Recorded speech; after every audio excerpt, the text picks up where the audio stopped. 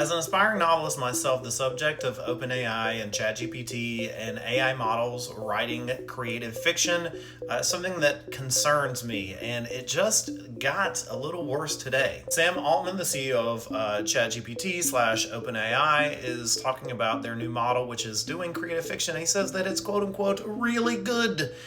He posted a 1,000 word metafictional short story, which is, not a bestseller by any means, but if you read it, it's actually not the most terrible thing you've ever read. Concerning article published on The Week by Theora Coleman discusses the 1,000 word short story, and here is what it's about.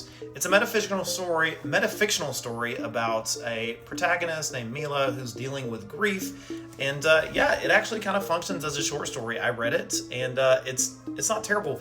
The weird thing is, if I had been told it was written by some, fictional genius, I'd be like, okay, all right, I see the merit in this short story. The concerning part for me is not necessarily that ChatGPT or an AI model is able to create a passable short story and eventually probably epic novels, but it's that we have capitulation from novelists and writers already. And for example, Jeanette Winterson, a British novelist, has already said that it's beautiful.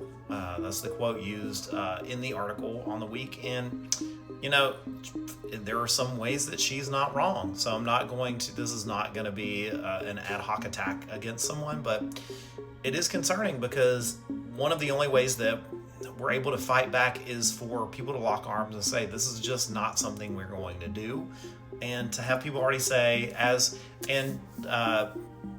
this author, Miss Winterson, makes a good point. She says we're going to be living among non-biological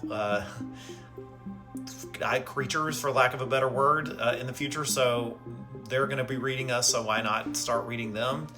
It's kind of a terrifying idea, but I think we're probably headed this way. But I have hope in one way.